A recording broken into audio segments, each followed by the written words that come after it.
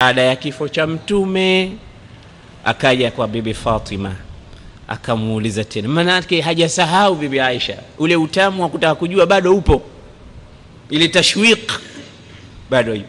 Akaja akamwambia Fatima, as'aluki billah, na kuapia Mungu, lima laki alayya min haqqi, kwa haki ambayo mimi ninayo kwako, maana mimi mamako. Subscribe katika channel yetu na kutizama video zetu zote. Pia usisahau kulike na kushare kwako, maana mimi mamako. Japokuwa mimi sijakuzaa mie, lakini wewe na mimi ni mtu na mamake. Japokuwa umri wao ilikuwa ni marika, mimi mamako. Kwa hiyo naomba uniambie, hala akhbartani, niambie ile siri aliyokupa mtume siku ile ilikuwa nini? Bibi Fatima akasema, amma alana fa na'am, ama sasa hivi naweza kukuambia, kwa sababu mwenyewe tayari ameshaondoka. Ama aliponihadithia habari ya kwanza ukaona nililia, mtume aliniambia, ya Fatima, inna Jibrila kana yu'ariduni fi al-Qur'an al-Karim fi kulli 'amin marra. Jibril ilikuwa katika kila mwaka alikuwa akinidarsisha, akinisomesha Qur'ani mara moja kila mwaka, asije mtume akaisahau. Naam, fa idha qara'na inna alaina jam'ahu wa qur'ana, sisi ndo tutaikusanya katika kifua chako na kuhifadhisha. Fa idha qara'nahu fattabi' qur'an. Jibril alikuwa akija kila mwezi, kila mwaka mara moja kumsomesha mtume, na mtume anasoma kisomo cha Jibril. Na mtu yote hafidh anatakiwa awe mara kwa mara anaisoma Qur'ani, kwa sababu asije akaisahau. Naam, anasema Jibril kana yuaridu, alikuwa akiweka wazi Qur'ani kwangu, fi kulli 'amin marra, wa innahu aradani fi hadhihi sanati marratayn. Lakini mwaka huu nimemuona Jibril amenifundisha, amekuja mara mbili. Kila mwaka alikuwa akija mara moja tu, mwaka huu nimemuona kaja mara mbili. Wama ara dhalika illa dunu wa ajali, na hilo nimelitafsiri kwamba mimi niko karibu kufa. Ndiyo maana akalia nani? Bibi Fatima. Anasema ndiyo maana ukaniona infajartu bilbuka, kilio kikaanza pale aliponiona nalia. Akawa ni mwenye kusema tena mara ya pili kunipa hope nyingine, akanambia, ittaqillaha wasbiri, ittaqillaha wasbiri, mche Mwenyezi Mungu, kuwa na subra. Ukiniona mimi nimeshakufa, nimeondoka, fa innama ana na'ma salafu laki, kwa sababu mimi ni mtanguliaji bora, wewe utafuata baada yangu.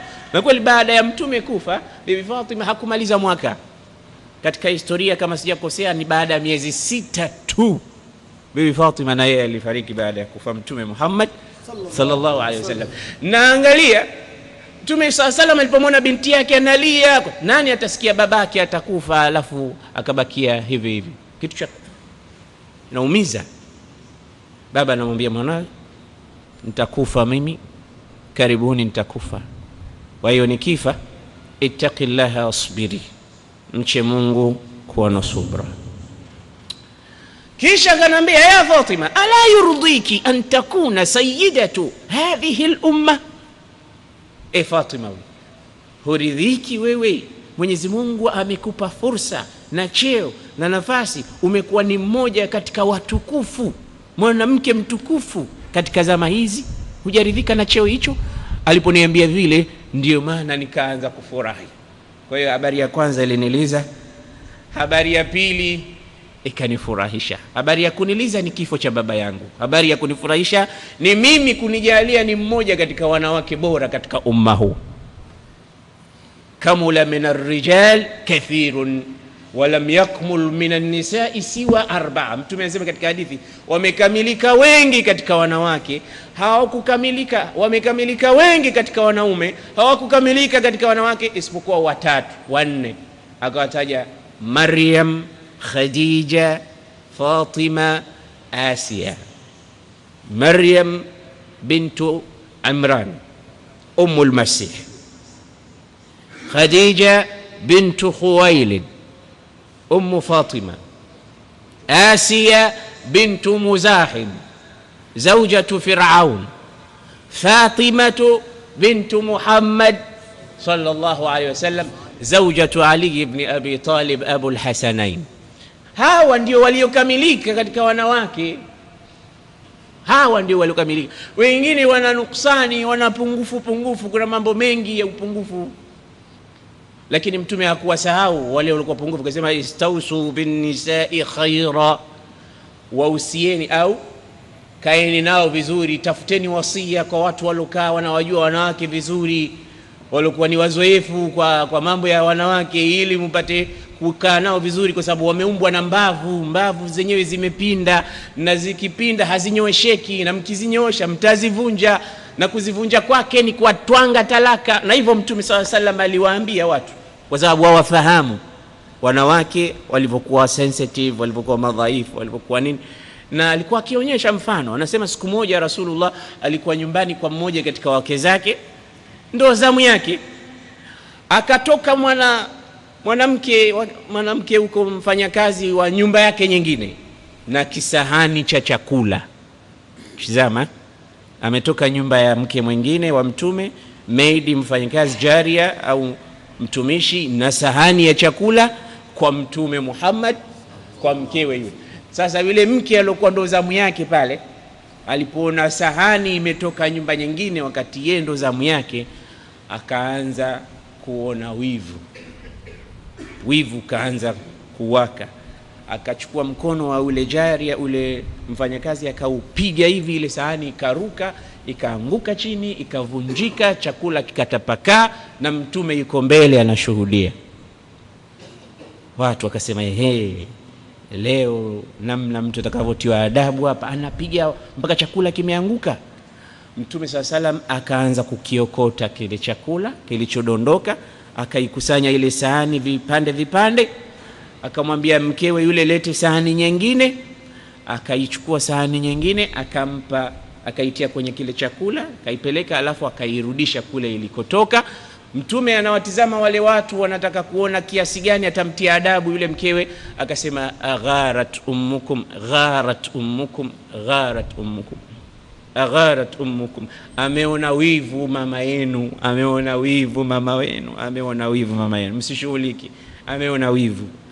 Alimstahimilia Rasulullah. Kajua mara nyingine hawa ni wivu tu, mpaka chakula kimedondoshwa, mpaka sahani imevunjwa, na mtume hakuchukua hatua. Akasema gharat ummukum, ni ghera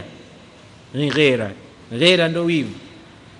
Na mtu asiokuwa na wivu anakuwa hana nini fungu peponi, kwa sababu anasema la yadkhulul jannata duyuth, haingii peponi dayuth, mtu ambaye hana wivu kwa mkewe au hana wivu kwa mumewe.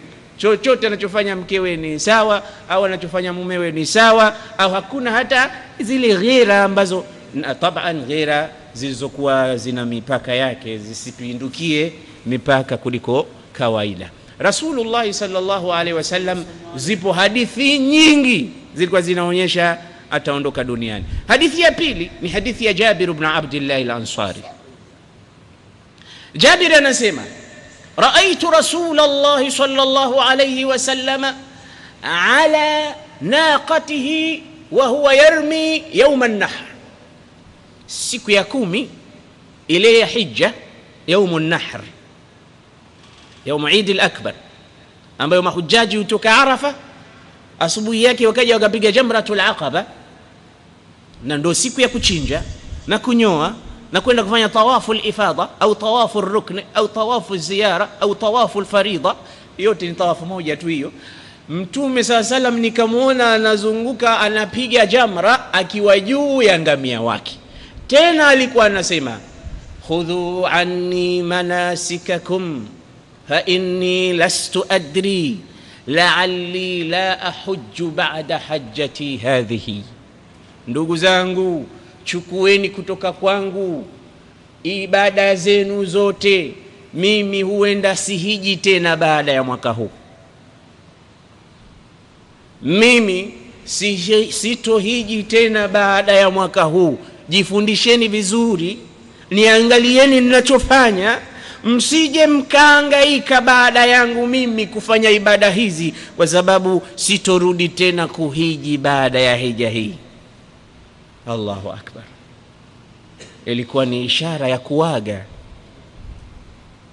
kwamba mimi mwenzenu nikitoka hapa ndo kwaherini. Mtume anaaga hapo Waislamu, fa inni la ahujju ba'da ami hadha, sitohiji tena baada ya mwaka wangu. Pale pale watu wakatafsiri, waliojua kwamba mtume anatuaga wakafanya, wakafahamu, wakaambizana, haya mambo bwana sio bure, mtume anatuaga bwana, mtume anatuaga. Kwa hiyo haraka haraka mambo ambayo yamefichikana nini tuyaulizie tupate kupata bayana. Hadithi ya tatu ni hadithi ya Abu Sa'id al-Khudri.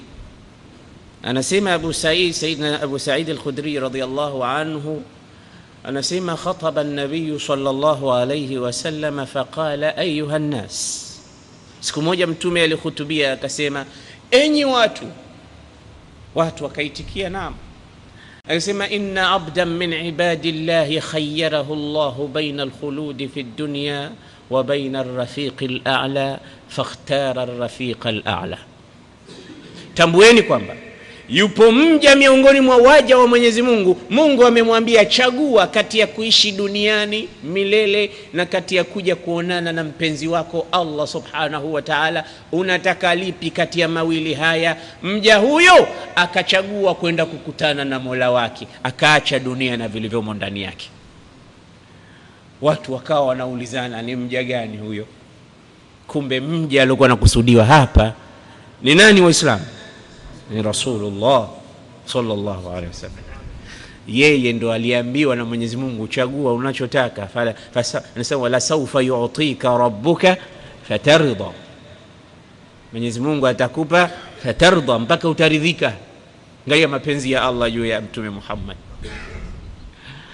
Basi khayyarahu baina al-khulud fi ad-dunya wa baina ar-rafiq al-a'la fakhtara ar-rafiq al-a'la. فالمراد بالعبد هنا هو رسول الله، هو المخير بين الاثنين. Huyu ni mtume aliambiwa chagua, naye amechagua. Kwa hiyo mtume akachagua akasema, ya Rabb, nataka kuondoka, hilo nimelichagua.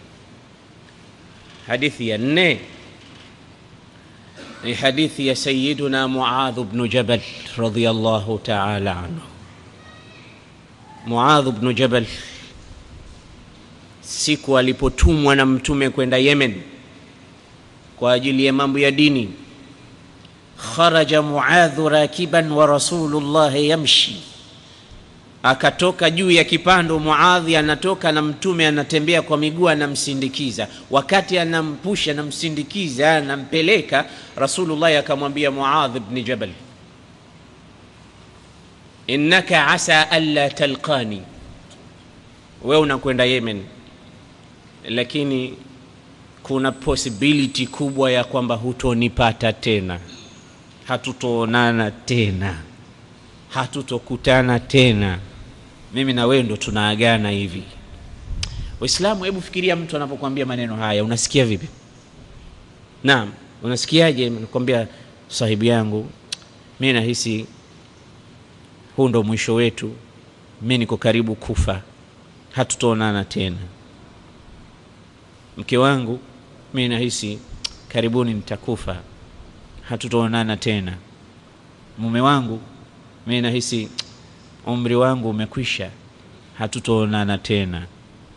Naomba radhi, unisamehe sana kwa mambo yote yaliyotokea. Haya yote yanaufanya moyo wako unakuaje? Naam, unakuaje moyo wako? Unabadilika, unakuwa mtu mwingine. Pale pale Muadhi akaanza kupasuka kwa kilio, fabaka bukaan ghaziran. Unaniambia hivyo ya Rasulullah? Naambia naam. Asaka alla tarani, uenda ukaenda huko, lakini ukirudi fa innaka lan tara, hutoniona tena, hatutoonana tena, ndo mwisho wetu mimi na wewe. Wa sawfa tamurru ala qabri wa masjidi, ukija labda utaiona kaburi yangu tu na msikiti wangu tu, basi unitolee salamu. Muadhi alilia sana mpaka mtume akampoza. Bukaul habibi li habibi, ni kilio cha mpenzi kumlilia mpenzi wake. sababu Muadh alikuwa kipenzi wa mtume. Basi anamwambia nenda zako Yemen, lakini innaka asa alla tarani fi amiha baada liqa'i yetu ni liqa'un akhir, macho ndio yanaonana kwa mara ya mwisho, na kama kuna busu ni qiblatul wadaa, kama kuna hagi ni hagi ya mwisho, mimi na wewe hakuna tena baada ya hapa, hatutaonana tena baada ya leo. Lini tutaonana? Ila an yanfukha Israilu nafkhatahu, mpaka atakapopuliza baragumu wa Israfili, huko labda ndo tutaonana tena. Rasulullah sallallahu alayhi wasallam, hizi hadithi zote zilikuwa zinaonyesha kwamba tayari ameshajua kwamba kifo kiko just around the corner, hapo kinamsubiri. Waislamu, bwana mtume sallallahu alayhi wasallam baada ya kuhiji hija ya mwisho alitoka zake Madina kwa mwezi wa Dhulqa'da, akiandamana na masahaba 100,000 na zaidi, yaziduna qalilan au yanqusun. Na katika riwaya alitoka katika hija hiyo wa ma'ahu 124,000 min almuwahhidin, watu 124,000 kama idadi ya mitume wote waliotumwa na Mwenyezi Mungu. Wametoka kutoka Madina, wako na mtume, mpaka ulama usira wanasema akitizama an yaminihi, akiangalia kulia kwake anaona kama mawimbi jinsi watu wanavyotoka, wa an shimalihi wa an amamihi wa waraihi, mbele yake na nyuma yake, kulia na kushoto, amwajul bashariyya tatalatam, mawimbi ya watu. Na ukienda Maka ukiona wote nguo nyeupe utafikiri maji ya bahari. Mtume alitoka zake Madina anakwenda zake Maka kwa ajili ya hija, na hii ndio maana ikaitwa hijjatul wadaa, hija ya kuaga, kwa sababu baada ya hapo mtume tena hakurudi. Kufika katika miqati wakanuia, wakalala, wakaondoka, wakaja zao Maka. Hija hii ndo alosema kila mahali anapopita mtume, khudhu anni manasikakum fala'alli la alqakum ba'da ami hadha, chukueni kutoka kwangu ibada zenu za hija, mimi huenda sitokutana nanyi tena baada ya leo. Baada ya kumaliza tawaful wida, hii ni kumaliza ibada zote za hija na umra, akarudi zake nyumbani Madina. Baadaye akakaa mwezi wa Dhulhijja haujamalizika, alikuwa shafika zake Madina, akakaa Safar, akakaa Muharram pamoja na Safar, miezi miwili hii, Dhulhijja, Muharram, Safar. Alihiji mwaka wa 10 Hijria. Leo ni mwaka wa ngapi? Wa 1432. Basi mtume alihiji mwaka wa 10 Hijria, akaja zake Madina, akakaa Dhulhijja na Safar na Muharram na Safar, akaanza kupata maumivu madogo madogo katika mwezi wa Safar, mfungo 5. Hapa alikuwa ameshaliunda jeshi linakwenda Balqa, jeshi linakwenda Palestina. Kiongozi wa jeshi alikuwa Usama ibn Zaid, na Usama ibn Zaid wakati alikuwa na miaka 18, baba yake Zaid ibn Haritha. Jeshi hili alikuwepo Umar ndani yake, alikuwepo Abu Bakri, wakubwa na akina watu wakubwa, lakini kiongozi alikuwa ni kijana wa miaka 18, Usama ibn Zaid. Waulizeni vijana waliokuwa na miaka 18 leo wanajua nini katika dini? Sayyiduna Muhammad akamweka tena, akasema la khaliqa, huyo anafaa kabisa, ndo rajulul munasib fi makani almunasab, ni mtu afaaye mahala pafaapo, na hakuna mtu atamuondoa hapa, kama baba yake alipokuwa anafaa, nami nimemweka huyo. Mtume aliugua, akaanza kuumwa. Jeshi hili halikuweza kuondoka pale, homa ikaanza kumzidi Mtume Muhammad sallu alayhi. Basi bibi Aisha anasema katika hadithi, fasta'dhana Rasulullah azwajahu bi an yamrada fi baiti, Mtume akawakusanya wake zake, akawaomba idhni ya kwenda kuugulia katika nyumba ya mmoja kati yao anaitwa Aisha aliomba ruksa kwa wake zake. Mtu kama ana wake wawili na watatu, bila shaka kuna mmoja atakuwa anampenda sana kuliko wote, na hii ni tabia ya wanadamu. Unacholaumiwa na Mwenyezi Mungu ni kuwa wewe sio muadilifu katika kisma, katika ugavi ule. Lakini mapenzi hayawezi kupimwa kwa mizani yakawa nusu kwa nusu. Lazima kilo zinaweza kulemea kwa mtu mwingine, kwa sababu kila mmoja katika wale wake zako ana awsaf na manaqib na mazuri yake na mabaya yake. Haiwezi kuwa sawa kwamba unaenda kwa mke mkubwa unapokewa kwa yasmini na udi na macho mazuri na lipstiki na manukato, na ukienda kwa mke mdogo unapokewa na mafagio ya kichwa na vijiko, alafu wao wakawa wote wako sawa katika mapenzi. Abadan, haiwezi kuwa. Lazima kutakuwa kuna mizani ambayo huku inalala sana ya mapenzi na, lakini ugavi ukikaa wiki moja huku na huku wiki moja, ukikaa huko siku mbili na huko siku mbili, usije ukasema huyu mke mdogo atapata siku 3, wewe mkubwa utapata 2 au 1.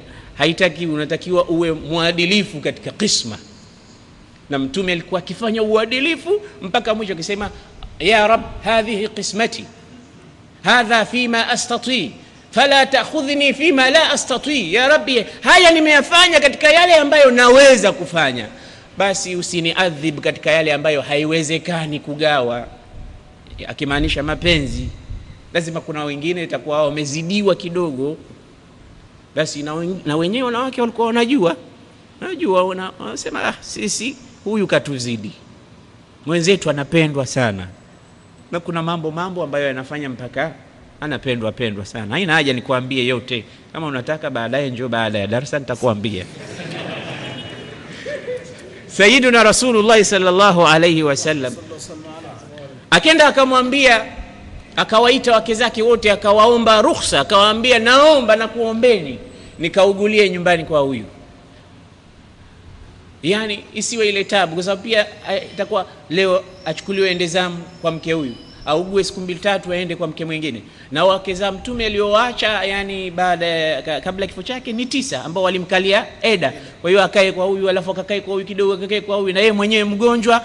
Mantiki yeye kwamba akae angalau mahala pamoja apumzike, na akae mahala pamoja. Sasa mahala pamoja wapi hapo? Achague mwenyewe.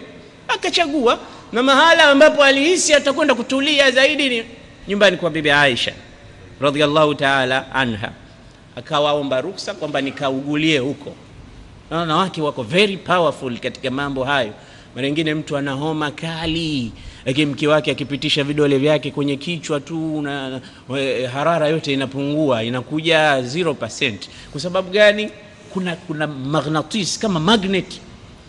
Basi Rasulullah akaenda akaugulia pale, akakaa pale. Lakini bibi Aisha anasema fajaa Rasulullah sallallahu alaihi wasallam baina ar-rajulain, akachukuliwa nyumbani kwa mke wake huko baina ya watu wawili, wanaume wawili, Al-Abbas wa Ali ibn Abi Talib karramallahu wajha. Huko amepofika kuiona ile hali ya Abdullah ibn Mas'ud akimgusa Mtume namna anavyounguza, akisema tu'aku ya Rasulullah, unaumwa ya Rasulullah. Mtume akasema naam, wa inni u'aku kama yu'aku ar-rajulani minkum, mimi ninavyoumwa maumivu yangu ni sawa sana maumivu ya wawili kati ya watu. Mungu amenipa maumivu ya watu wawili, ninayo mie mmoja. Abdullah ibn Mas'ud akamwambia kwa sababu gani ya Rasulullah? Unajua, kwa sababu na pia ujira wako ni mkubwa zaidi. Allah Rasul Muhammad. Basi hivi ndivyo alivyokuwa akiugua Mtume Muhammad. Sasa watu wakawa hawendi mbali, jeshi halikuweza tena kwenda, kila watu wote wakawa wanazunguka pale pale. Abu Bakr as-Siddiq alikuwepo pale pale, sahibi yake ndio kwa binti yake, na watu wakawa wameacha shughuli zao nyingi sana, wako karibu na Mtume wanaitizama ile hali. Lakini wengi walikuwa wameshajua hii ni safari, kwa sababu ya aya na hadithi ambazo tumezitoa. Ilifika wakati Mtume akaanza kuhusia, miongoni mwa mambo aliyohusia sema akhrijul mushrikina min jazirati al-arab, watoeni washirikina katika kisiwa cha Arabuni, watoeni, asibakie mshirikina. Kisha alisemaje? Ahsinu dhanna billah, mtu asife ila awe na dhanna nzuri na Allah. Hizi ni katika mambo yake ya mwisho alowahi kuyasema mtume. Kwa hiyo ilionyesha ni mambo muhimu ya watu wanayahifadhi.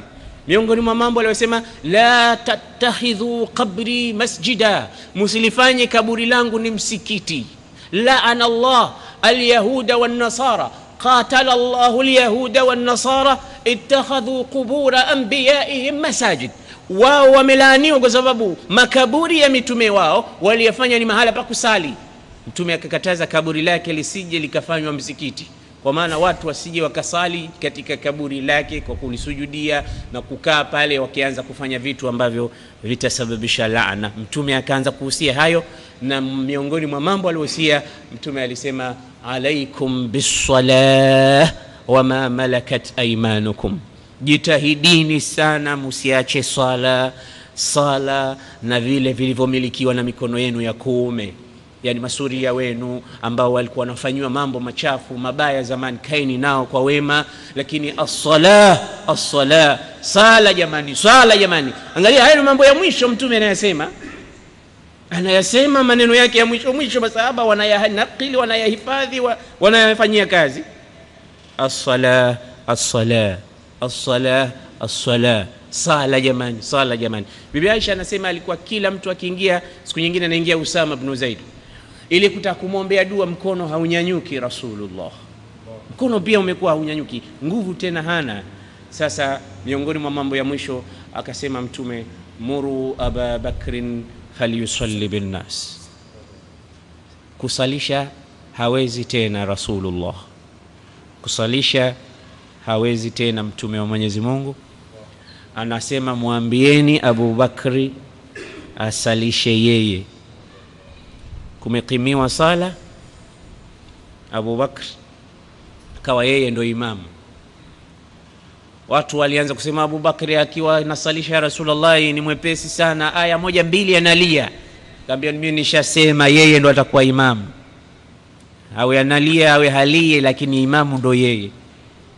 Rasulullah akampa cheo hiki Abu Bakr kabla ya kufa, na ndio maana ulama wakachukua ushahidi kwamba ilikuwa anaonyesha wazi Rasulullah kwamba baada ya mimi kufa kiongozi wenu atakuwa huyu. Kama aliwaekea kiongozi katika sala, ina maana ndo anawaekea katika mambo mengine. Watu wakasema huyu anatufaa. Abu Bakr aliendelea kusalisha vile mpaka siku moja, bado Mtume anaumwa. Siku moja sala ya alfajiri, watu wanasali, Mtume sallallahu akanyanyuka kitandani kwake, akawa anatembea mwenyewe, akaja akafungua pazia, kwa sababu nyumba ya Bibi Aisha ndo pale msikitini. Anafungua pazia tu, akatizama, akawaona masahaba wanasali na Abu Bakr anasalisha. Watu wakamtizama Mtume ndani ya sala mpaka wakasema tulikaribia kufitinika katika sala zetu. Yani walikaribia wengine kuacha sala, kapona. Yani ndio maana yake anasema kidna an nuftatan fi salatina, tulikaribia kufitinika katika sala zetu. Mtume kwa sababu alitoa kazi, alafu akatoa smile ya hali ya juu, akatabasam. Yani tizama, wanaweza kusali bila ya mimi sasa. Tizama, kumbe wanaweza kuendeleza na dini itaendelea hata mimi kama sipo. Kumbe wanaweza kuwa kitu kimoja. Angalia kazi niloifanya miaka yote, wanaweza kuiendeleza hawa. Hii ndio maana ya Mtume anafungua alafu anacheka na furahi. Hawa wanaweza kukamata mambo yao wenyewe kwa wenyewe, mimi kazi yangu imekwisha. Anasema walipomwona Mtume kafungua pazia, Abu Bakar anarudi nyuma kwamba njoo uchukue cheo chako cha kuswalisha mapema, umeshapoa ya Rasulullah. Mtume katoa ishara, endelea wewe ndio imamu. Akafunga pazia, akarudi. Wakimaliza sala wanasikia habari Mtume ameshafariki. Inna lillahi wa inna ilaihi raji'un. Lakini kueleza kifo cha Mtume sio kazi rahisi, ni kazi kubwa sana. Sayyidina Anas ibn Malik alikuwa anasema siku hizo, lamma dakhala Rasulullah sallallahu alayhi wasallam al-Madina, alipoingia Mtume katika nchi ya Madina, kila kitu kilikuwa kinakiza, kikang'ara kwa sababu ya kuingia mtume katika mji ule. Ule mji uliitwa Madinatul Munawwara, Madina yenye nuru, ni baada ya kuingia mtume katika nchi ile ya Madina. Bidukhulihi, kuingia kwake nuru ikapatikana. Nasema falamma tuwfiya, alipokufa mtume kila kitu kikawa kiza, mji wote umejinamia kiza tororo, hakuna mahali ambapo utapaona pamechangamka kwa kifo cha mtume Muhammad. Siku Abu Bakar alipomwona mtume anakuja, anataka kuingia kwa ajili ya kusali, anatabasamu. Baada ya sala Abu Bakar aliingia nyumbani kwa bibi Aisha, akamwambia, unajua Aisha, yupo mamako mmoja huko mbali na hapa Maka, zamu yake ni leo, na mimi namuona mtume hali yake hajambo, kwa hiyo mimi nakwenda huko. Ndio ukisoma historia utakuta Abu Bakr Siddiq wakati mtume alikuwa anakufa alikuwa hayupo, kwa sababu watu wengi pia waliondoka, sio Abu Bakr tu, kwa sababu ile smile, very big smile, huge smile ya mtume iliwapa watu hope kwamba mtume kishapona. Kwa hiyo mwenye kwenda kondeni alikwenda, alikuwa mke anamdai zamu akaenda kutekeleza, alikuwa kila mmoja kienda.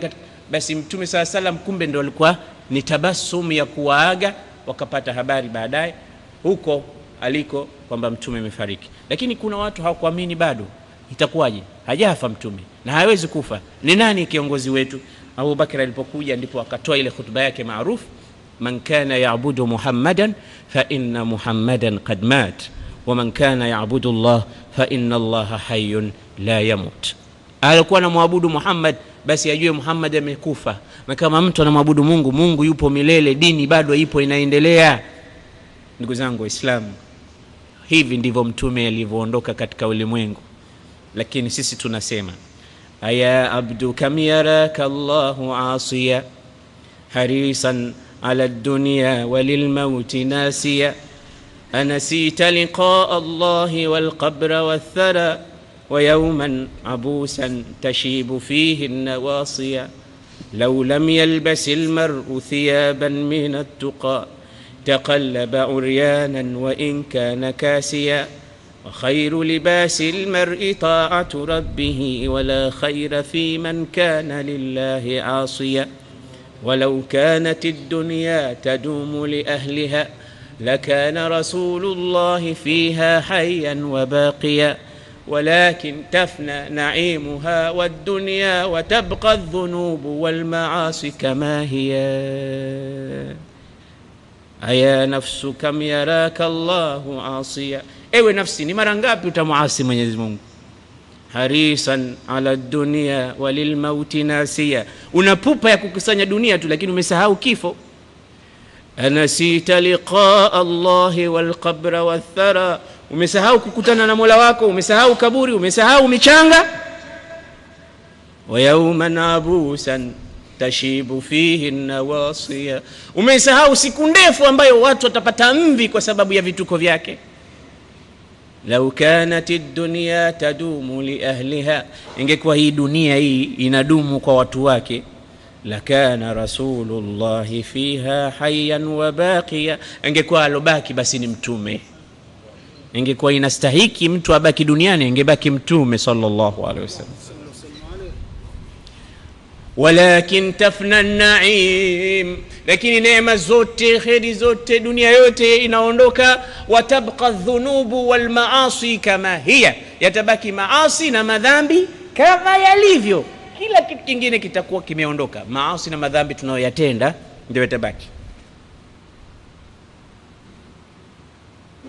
أيا نفس قد أزف الرحيل وأظل بك الخطب الجليل يا نفس تأهبي ولا يلعبن بك الأمل الطويل يا نفسي لتنزلن بمنزل يخشى الخليل ينسى الخليل به الخليل ولا يركبن عليك من الثرى ثقل الثقيل يا نفس.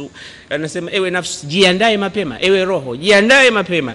Ewe roho, fanya istidadi ya kuondoka duniani, kwa sababu anasema itafika siku rafiki atakusahau, mpenzi atakusahau, utakwenda kulazwa mahali, umiminiwe michanga, usahaulike huko. Jiandae mapema.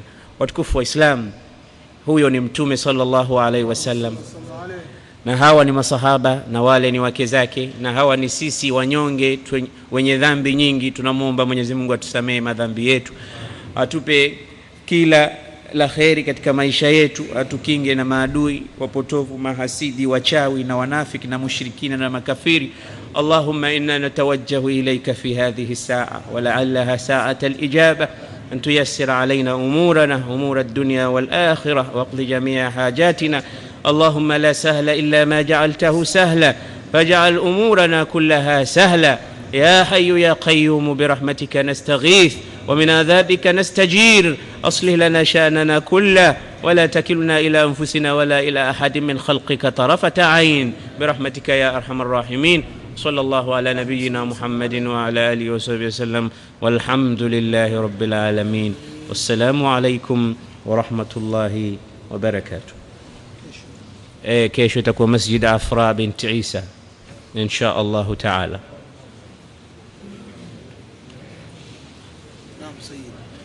أهلا.